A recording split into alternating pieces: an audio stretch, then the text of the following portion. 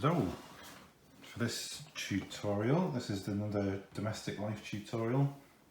We are going to look at very quick sketches, 30-second, 1 minute, 2 minute sketches.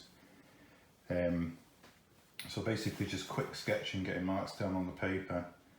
And these are really great exercises if you're out and about and you just want to take a little bit of time out. You know, you could be sat out somewhere, hopefully when things recover and get a bit better, you could be sat in a cafe or on a bus, maybe in the library, or if you're out on a walk, you could pull your pad out, quick 2 minutes, sit down and just put some marks down on the paper. It's a great way of just tuning out if you're having quite a stressful day. Really good because it gives you, I'm just going to pan the camera down, it gives you a good bit of confidence with your sketching as well. So I have literally just put a few marks on the paper there, which has taken me, I'll just time myself, it's taken me about 7 minutes. So, sorry, I'll just get this in the right place. There we go. Yeah, took me about 7 minutes in total. Using charcoal with this one, really great, very quick and versatile. You can just change the pressure slightly and you can go from anything to a line that you can almost hardly see to pretty much black and everything in between.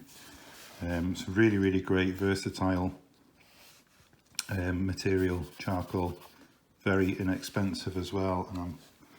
And I'm going to use shapes to do this as well, to build it up. Oh, a little tip when you're using charcoal is have a cheap tin of hairspray, and then you just spray it, give it a little coat of the hairspray lacquer, maybe from the distance of about 10 inches or something like that, and it'll stop the charcoal rubbing in your journal. So that's really handy. You can get a tin of hairspray for £1 or something, that'll do the job. So we're going to use shapes to do this. I'm going to use light lines. I'm going to draw very lightly, very quickly. Pretty much the same as we did when we were doing the fauna exercises, when we did the sheep, and how we built those up using circles and triangles and rectangles, squares and ellipses. So very similar. I mean, you can use that principle to put together all sorts of different drawings really, and that's how I was taught to do life drawing. So yeah, it's impossible really to kind of predict what it's going to look like. So the beauty of it is that it's just a sketch. It doesn't have to look like anything really at the end, but I would really recommend, I've used a lot of shapes, ellipses and rectangles and all sorts on here. If you try to draw an object just by doing the outline, it's not going to work. It's never going to work. The way to do it is to build it up. You build a shape up in layers, you know, and they can just be very light lines in your kind of drawing and sketches. So just to build those shapes, those objects up, in 2 or 3 layers if you're doing quick sketches. And really it's only as difficult as you want to make it. There's no hard and fast rule for how they should look at the end. I suppose the most important thing about this exercise, even though it is a really good exercise for developing your drawing practice, is that you should enjoy it as well. It should be something that you can sit down, you can pull the charcoal out or a pencil and just, you know, really enjoy putting those marks down on the paper. The very fact that you're putting the marks down on the paper is important, you know, because the whole idea of this journal is to develop.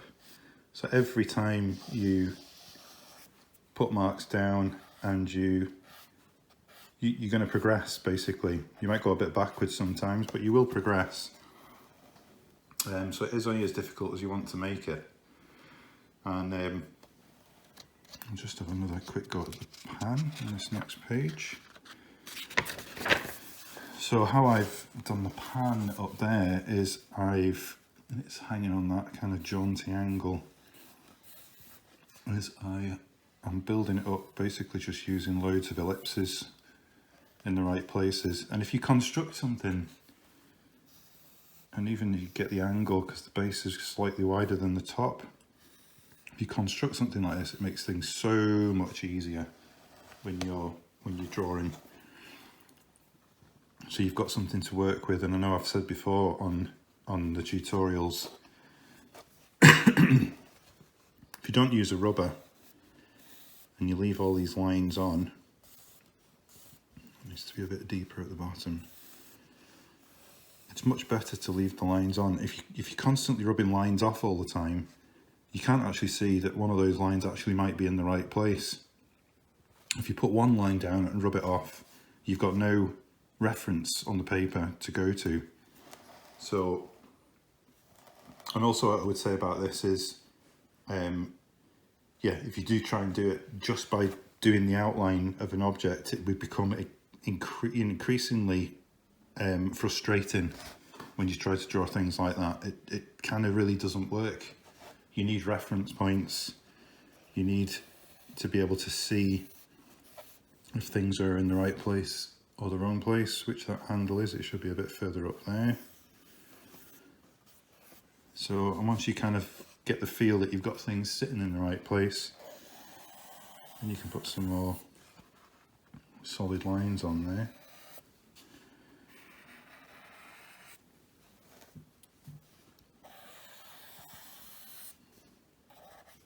And these aren't supposed to be long, drawn out drawings. These are just very quick exercises just to get some lines down.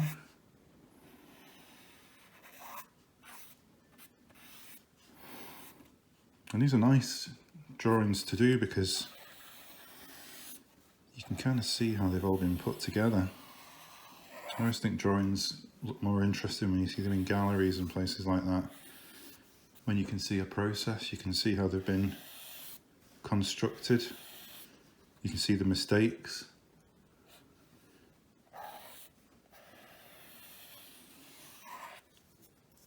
And I suppose that's been, you know, quite brave about your drawing practice, is being able to leave the mistakes on there and not getting too worried about it.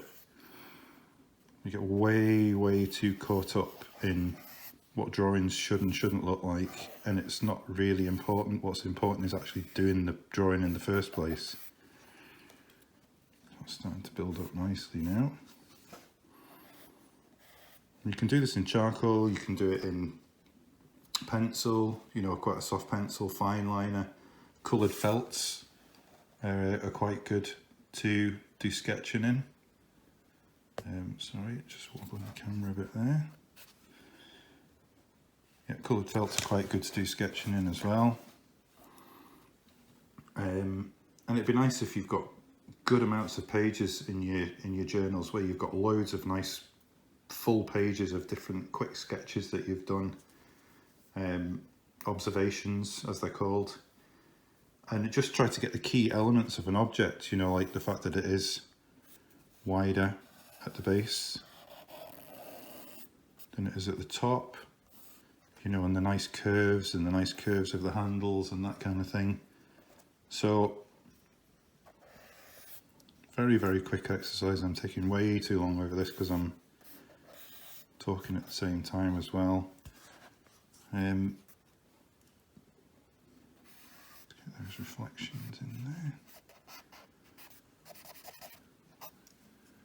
And we can get some shading going on. Definitely go for the hairspray though if you're doing quite a bit of shading, because the sketches will get quite messy and smudgy.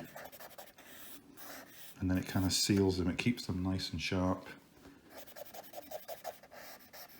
You can go a little bit back over hairspray after you've used it, but it's not ideal. So maybe when you're happy with what you've got, then you can get the hairspray on it and call it a finished sketch.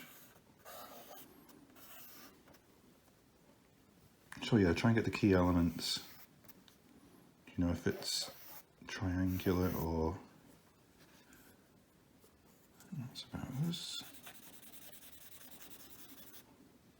And the key kind of tones as well are good to get down with charcoal.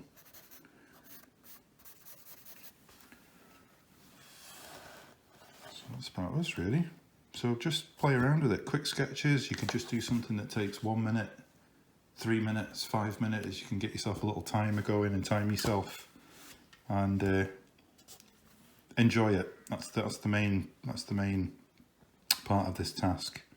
Should be nice just to get some things down on paper and construct them in layers and just see how you get on with it. And good luck.